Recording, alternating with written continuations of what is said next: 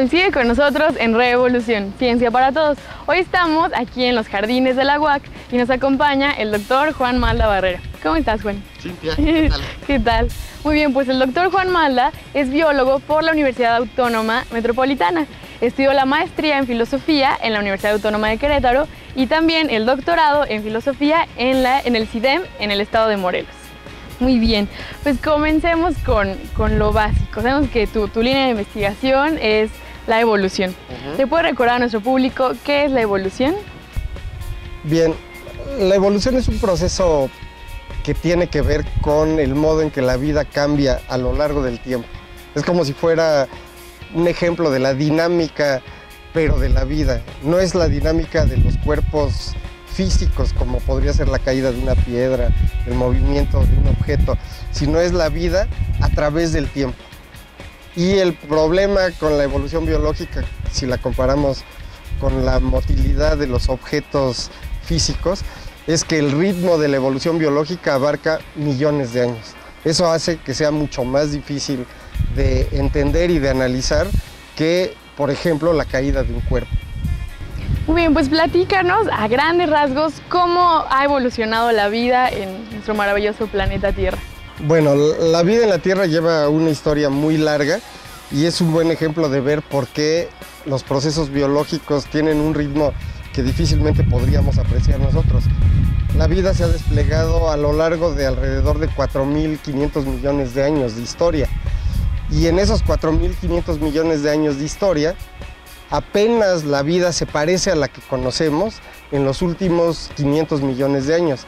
La mayor parte de la historia, digamos 4.000 millones de años, es historia de vida básicamente unicelular, esa vida que solo se podría observar a través del microscopio.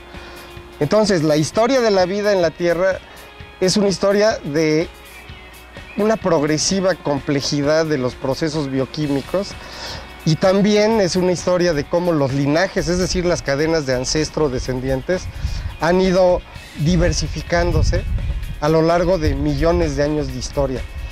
Para poner un ejemplo, nosotros en nuestro cuerpo, dentro de cada una de nuestras células, tenemos organelos, que son estructuras pequeñísimas que hay dentro de la célula, como las mitocondrias, que están emparentadas directamente con las bacterias. Y eso, dentro de nuestro propio cuerpo, podría ser algo así como un pedacito de esa vida que existió hace más de 4.000 millones de años. Entonces, la historia de la vida en la Tierra es una historia muy compleja que no se podría resumir en unos cuantos minutos, pero si la quisiera resumir, podría decir que es una historia en la que la mayor parte sucedió a nivel unicelular y la parte más chiquitita, la más reducida y más próxima, se dio a nivel multicelular, aunque la vida unicelular siguiera desarrollándose por su lado. O sea, nosotros somos, por decirlo así, una frontera, una especie como de adherencia a lo que es la vida en la Tierra como fundamento. La vida en la Tierra como fundamento es básicamente unicelular. ¿Y cómo estudia la evolución las evidencias del cambio en las especies a través del tiempo? ¿Qué otras ciencias se involucran en este estudio? Bueno, esas evidencias se encuentran principalmente a través de los fósiles. Y uno puede ver restos, sobre todo aparentes, pueden ser huesos, pueden ser impresiones de hojas, de tallos, etc. Y todo esto es lo que en primera instancia se empezó a analizar como evidencia de la historia de la vida en la Tierra. Pero ¿cómo podemos saber que esas evidencias son antiguas? Bueno, ahí es donde entra la geología. Tenemos que ver los estratos de roca y saber cuáles son los procesos que le dieron origen a esos estratos. Y entonces ubicamos la temporalidad de cada uno de los restos que estamos observando con los estratos geológicos. Ahora, digamos que a partir de la mitad del siglo XX, existen métodos directos para saber la edad exacta de cada roca. Por eso hace un rato les podía hablar de que el origen de la vida se remonta hace 4.500 millones de años. Eso es porque gracias a los isótopos radioactivos que se pueden detectar en las rocas, se puede datar con exactitud la edad. Entonces, nosotros lo que hacemos es relacionar rocas edad y restos. En la actualidad los restos más interesantes ya no son tanto los huesos o las impresiones, sino son huellas moleculares. Por eso sabemos que la vida es muy antigua en el planeta. ¿Y quiénes han sido los científicos que son parte fundamental para el estudio de la evolución y de la biología? No, el que siempre se toma como la parte fundamental de la biología es Carlos Darwin, que hace muy poquito celebramos su nacimiento, los 200 años de su nacimiento en el 2009. Pero yo creo que no sería justo si no mencionamos a otros. Y podríamos hablar desde los griegos, los presocráticos, fundamentalmente a Heráclito, el filósofo griego que decía que nadie se baña en el mismo río dos veces porque el agua está fluyendo. Justo es lo mismito que dice Darwin. Darwin habla de la vida como un proceso, como un cambio constante. Pero no nada más fue Darwin.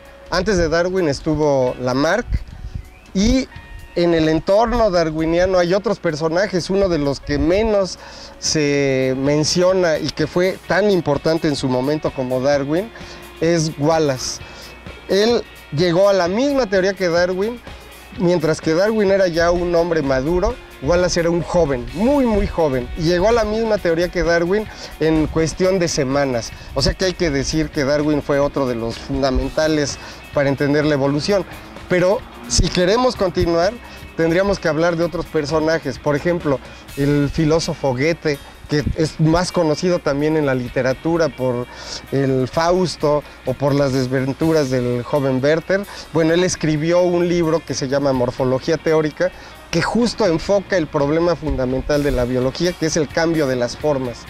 Y todavía en el siglo XIX hay otro muy importante, que es Darcy Thompson, que se enfocó exclusivamente en los aspectos físicos que modifican a las estructuras biológicas.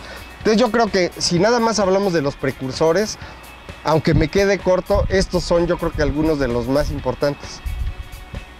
Bueno, y platícanos cómo fue que Carlos Darwin llegó a proponer la teoría de la selección natural. Bueno, Darwin propone esa teoría porque se juntan muchas cosas. Primero, su relación con la poesía romántica del siglo XIX, en especial con un texto que fue publicado mucho después de que se publicó El origen de las especies, pero que es muy probable que Darwin haya conocido en manuscrito y que se llamaba Teoría de la vida y que fue escrito por un poeta que fue Coleridge. Coleridge era uno de los beneficiarios del mecenazgo del abuelo de Darwin, y en este momento yo creo que habría que decir que Darwin probablemente no hubiera llegado a su teoría de no haber leído ese ensayo que se llama Teoría de la vida. En ese ensayo, Coleridge dice que la vida no es una cosa, sino que es un proceso. Eso creo que todavía no se comprende. En la actualidad hay gente que sigue pensando en la vida como cosa, no como proceso. Entonces, mientras no entendamos que todo se mueve, no vamos a poder comprender la teoría de la evolución. Darwin, eso es justamente lo que hizo, comprender el pensamiento romántico que le daba muchísima importancia a la naturaleza como movimiento.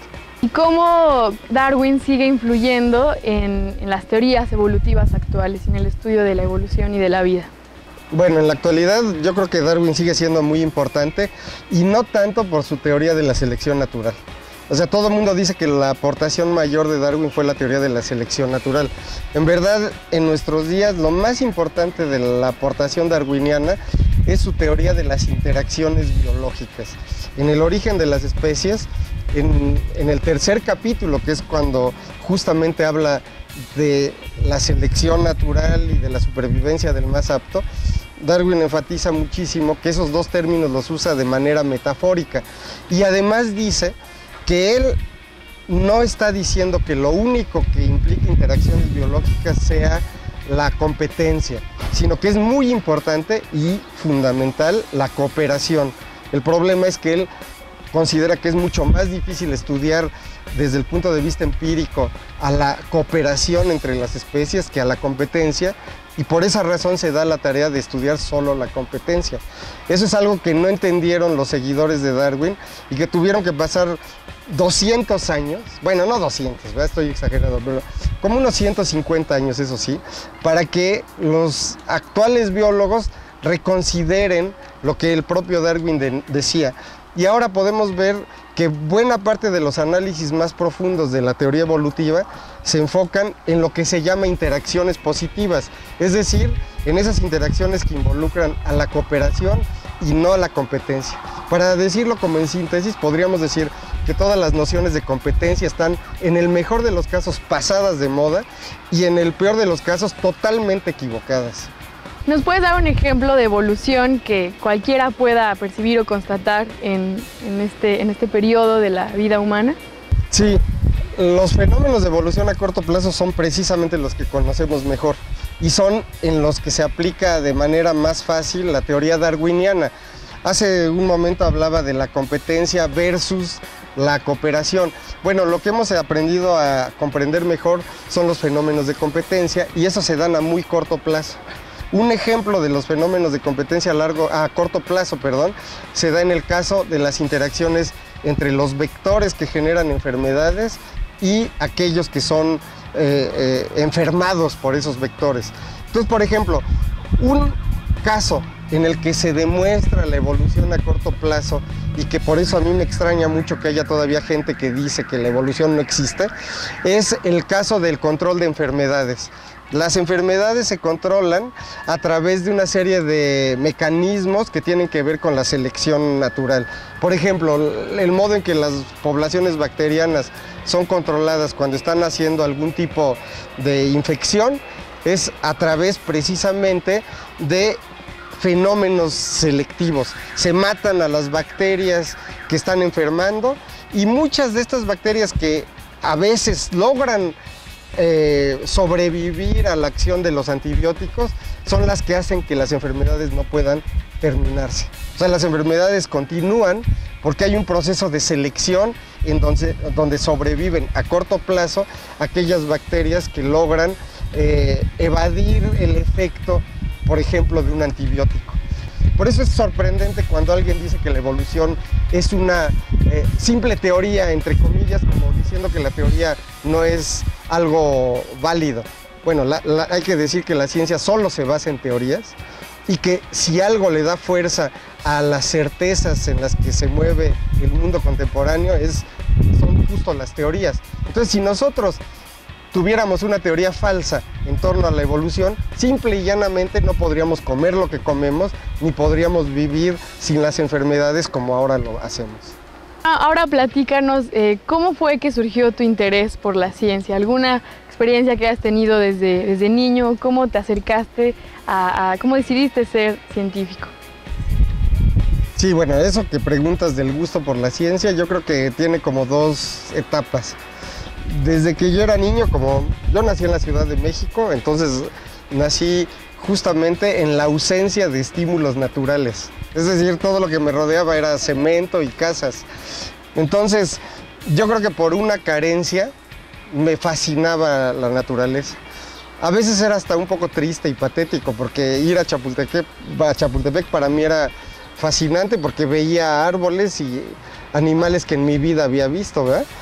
Pero ya después, por mucho tiempo yo intenté ver si estudiaba física, eso también me gustaba mucho, pero tú te darás cuenta, Cintia, que ya estoy viejito, todos se dan cuenta, y entonces en la época en que yo empecé a inclinarme por los estudios, que eran los años 70, estaban de moda los programas de Jacques Cousteau, y entonces cuando vi uno en especial que se llamaba La Marcha del Salmón, un programa de Jacques Cousteau en donde veía cómo los salmones regresaban exactamente al sitio donde habían nacido para reproducirse y sorteando todo tipo de obstáculos y llegaban allá a reproducirse para morir, eso fue para mí definitivo.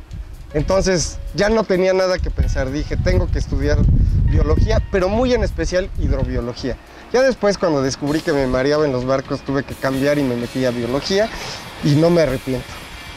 Muy bien, Juan, sabemos que también cuando no te encuentras estudiando sobre evolución o filosofía o muchas otras ciencias más, eres también escritor. ¿Nos puedes decir cómo ha influido la evolución en tus obras literarias? Yo creo que es fundamental, porque, bueno, yo soy aficionado a escribir, no soy escritor, pero creo que en la escritura solamente lo que me mueve es la pasión por la vida. Y en la novela que acabo de escribir y que tú hasta me trajiste el libro y que, bueno, le enseño, por si la quieren ver, esta novela enseño la portada porque la portada es un cuadro de un súper amigo mío que, como tú, fue estudiante de la licenciatura y que también en sus obras se ve el impacto que tiene la naturaleza. Entonces, para mí, finalmente, no concibo el acto de escribir sin la pasión por la naturaleza. Entonces, yo creo que son cosas que se cruzan. No me queda de otra, escribo porque no me queda de otra. Muy bien, doctor Juan, pues muchísimas gracias por esta entrevista. Ha sido sumamente interesante y grato escuchar de nuevo sobre los temas de evolución. Te agradecemos mucho y gracias, aquí nos vemos próximamente. Recuerden que la vida evoluciona. Entonces nos vemos próximamente en Un Día en la Ciencia, en Revolución. Ciencia para todos. Adiós.